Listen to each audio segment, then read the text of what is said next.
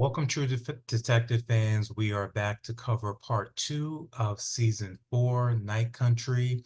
As you know, with True Detective, we'll be here covering it the entire season, reviewing and recapping every single episode. So make sure to check back here right after each episode concludes.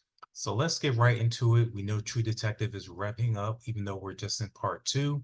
We got a big revelation from the Corpsicle, as Jodie Foster's character put it. Not everybody died as far as a scientist. We have a scientist named Clark on the loose. So the big thing is he still alive? Is he the potential killer? The main thing is we have to find him as soon as possible. A lot of big revelations here, a lot of callbacks to season one. The biggest callback is obviously the spiral. I call it the flat circle tattoo that we remember from season one. It's been a big recurring theme. Rose, the spiritual medium, is what I'll call her, who her dead lover Travis came back to her and informed her where the bodies are.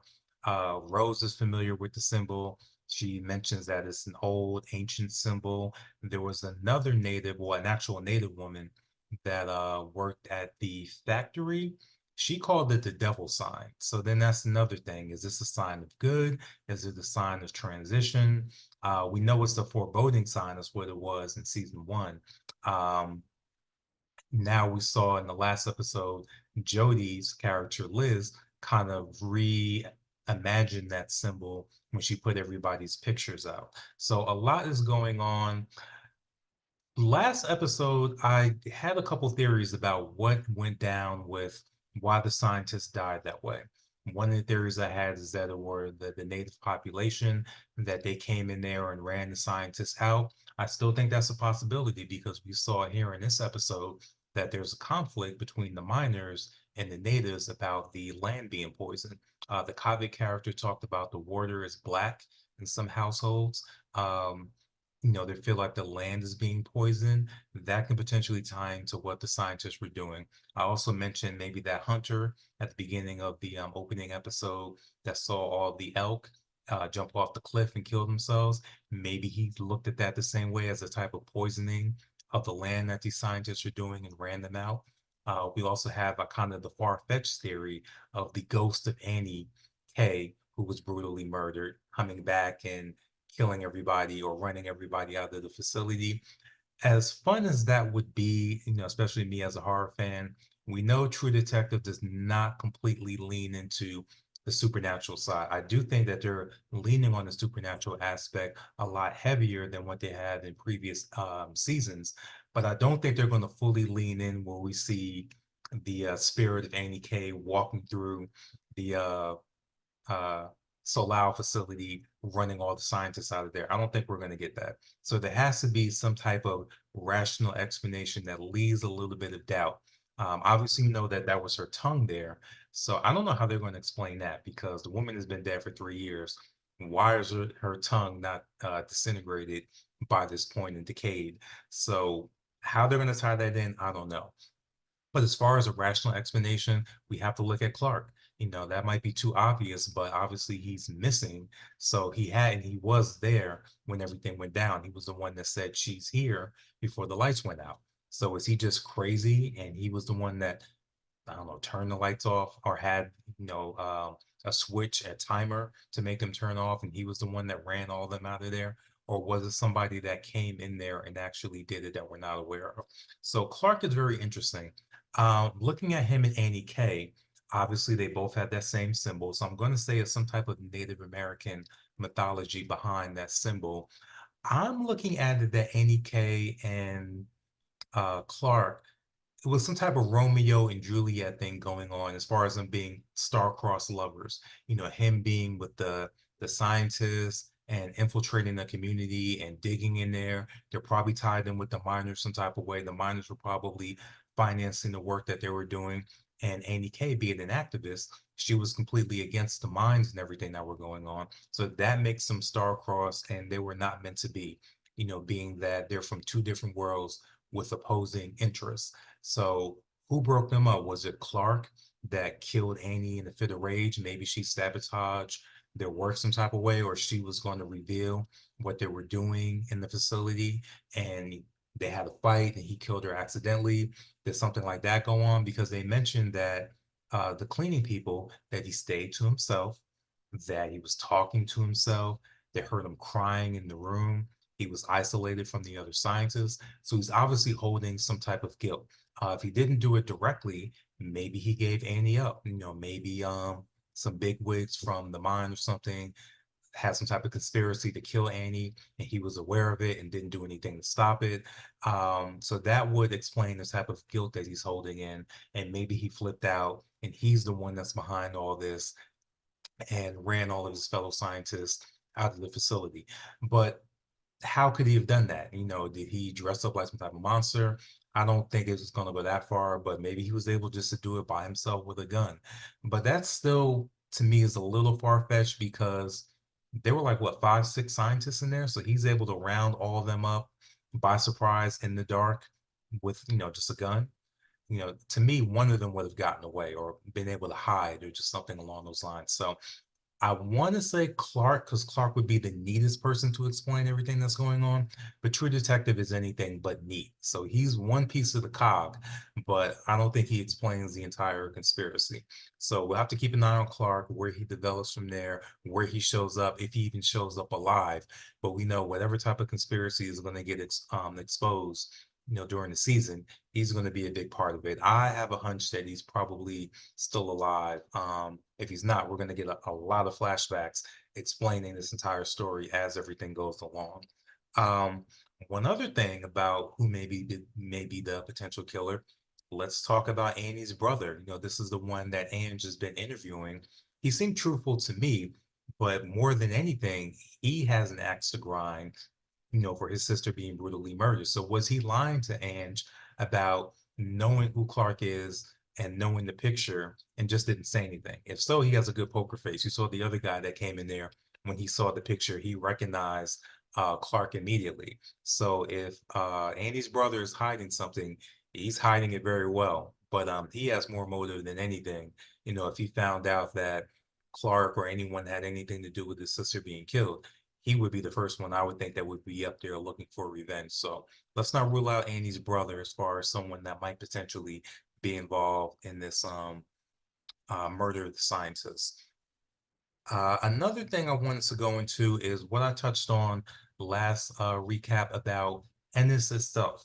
I mentioned that road marker when you go into Ennis at the first episode. It talked about welcome to the end of the world.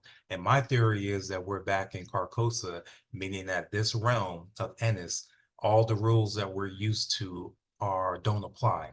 And that's why we're seeing such a big supernatural influence, because this particular region, whether it's just because it's so far removed from regular society, whether it's because something that lives in the lake as far as like supernatural forces, but the supernatural quotient is a lot higher in this region. And that's why we're seeing so much overt appearances from the dead and other things along those lines. And I think the Rose character did a good job of kind of explaining the rules that we have in Ennis that are different. Her theory is that because the world is so old now, it's being stretched, and Ennis is a place where the fabric breaks. So as opposed to other places in the world, here in Ennis, the spiritual line or the spiritual realm of the dead, they have more free reign here to talk to the living and influence what the living are doing.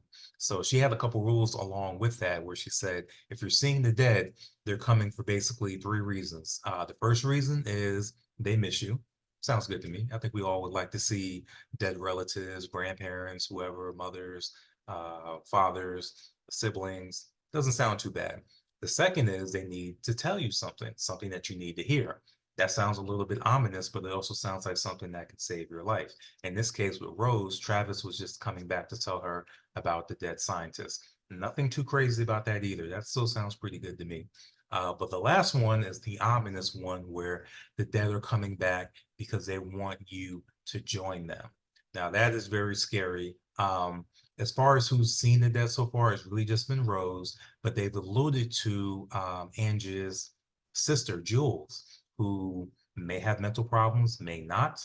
Rose made that point of saying that there's a difference between spirituality and seeing the spirit world and actual mental illness. But what Jules has been telling, I know her sister, Ange, is that she sees dead people following her. So obviously they want something from her. And and it sounds like they want her to join them. But also, we have to keep in mind that there was a quick scene showing, I think it looked like the young versions of Jules and Ange and their mother yelling at them. And they mentioned that, their mother carries this or carried a mental illness before she passed.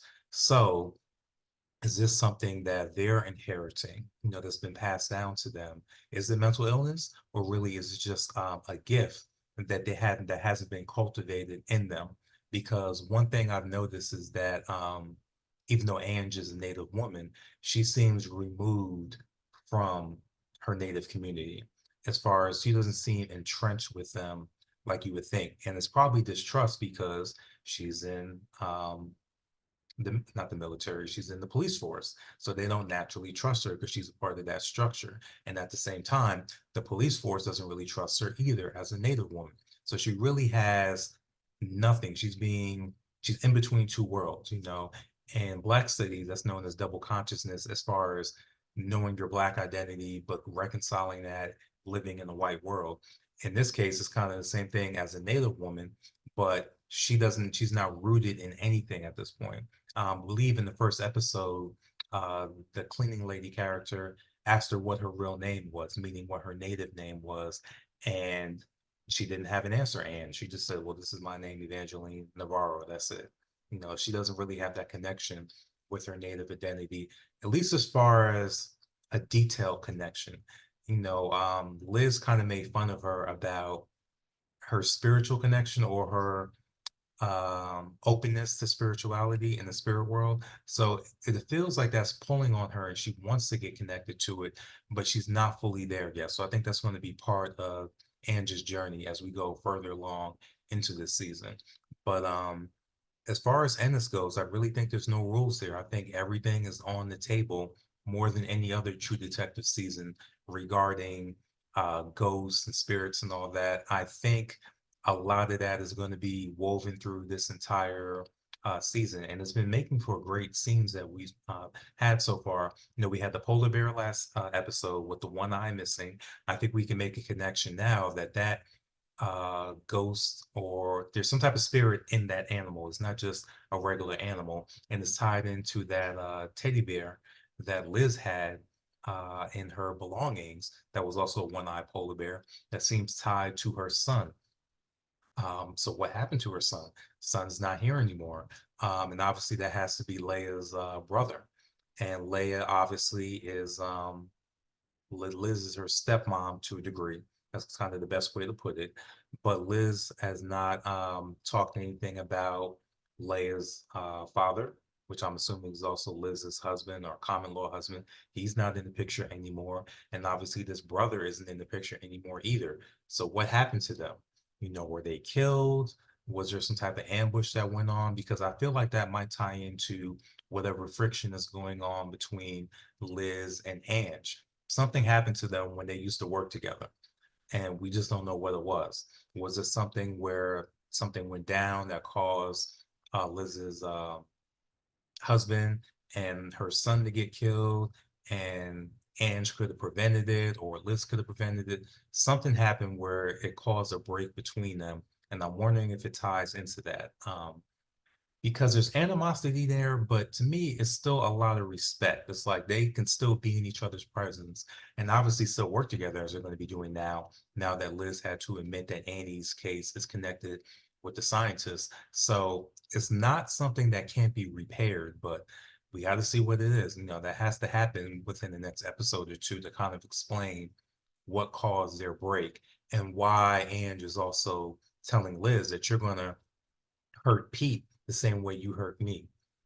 So that's one thing I want to touch on next as far as the showrunner, Issa Lopez, showrunner, director, and writer. So she's been pulling triple duty with this actual series. And I think she's done a great job so far, particularly setting the stage and setting the tone of this world called Night Country. I think the biggest thing that stands out to me is how she's been using this idea of perpetual night. That's a character within itself. It's a very brooding atmosphere, and it leans really heavy into the mythology and ghost motif that we've been seeing with the polar bears, even the wolves just hanging around the bar area. It's just a big ominous tone, and it's a big weight that you kind of even feel on the characters. Nobody seems to be having just happy meals, where they're just eating and enjoying themselves. None of that. Everybody feels kind of boxed in and oppressed by their surroundings. And then also even the Corpsicle, that's a character within itself. I know some people, I saw other critics comparing it to The Thing. That's the first thing I thought of too, when you see all those bodies mashed together. But the second thing that came to me was famous painting, The Scream by Edvard Munch. That was another thing that stands out to me when you get those close-up images of them just being frozen in horror. I thought that was very, very effective because your mind is constantly thinking, what caused them to die in fright like that? Was it just the hypothermia, or was it something else that they saw out in the ice that caused that? Was there somebody waiting there, with them, just watching them slowly die that caused them? Was it the polar bear that had them frozen out there like that, afraid to move, because a polar bear is obviously some type of spirit animal? So I think Miss Lopez has done a great job of combining all that, particularly how she's been handling the Native American mythology too, how that's not respected by the establishment. We're even seeing that in the main character, Liz. When her stepdaughter Leah wanted to explore her roots by putting some tribal markings on her face, she was completely against that. So get that mess off your face. No respect in the household that she was in. She was in Pete's household, insults the grandmother, calls her the laundromat lady, says, take that mess off your face. And she even can't admit that this whole case, even the reason why Annie is going to be getting her just due, hopefully, is not because of her and herself being someone that was brutally murdered. It's really only because it's tied to these white scientists, white men that were killed, a bunch of them. If it wasn't for them, Annie would not be getting any justice, which is what's driving Ange. And Ange pointed that out to Liz, and Liz kind of brushed it off like, whatever. It's just they're tied together. Let's just get it done. She's still not respecting her environment to me, kind of realizing what these native people are going through, with the miners, with their water supply being poisoned. They're probably being exploited for wages too.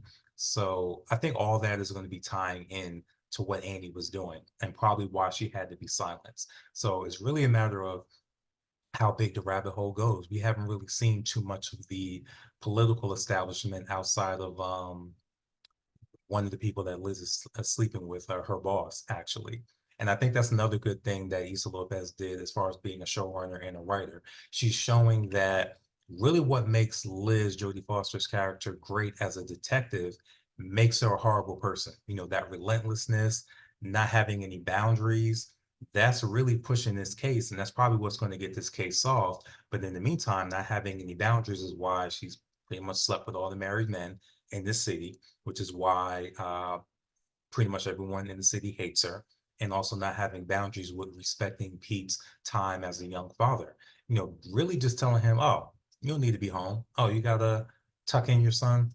You're not going home tonight, and doesn't think a second thing of it. And these are essential times that you cannot get back as a young parent. Watching your kid grow those early years. Once they're gone, they're gone. And she has no respect for that because she's all about solve the case, solve the case, solve the case. And something is going to have to give at some point. And she doesn't even seem to care that Pete, he's had his relationship with his father fractured even more because he's still in caseloads from his father's house. So Liz is a very interesting character, probably the most interesting character as far as layers that Issa Lopez has written so far.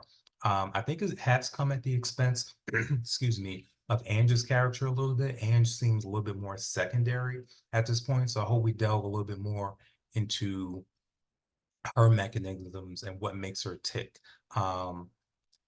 I think that's coming because I think we're getting a little bit more of Jules. So we'll be able to see a little bit more about her mother, their background. Where's their father?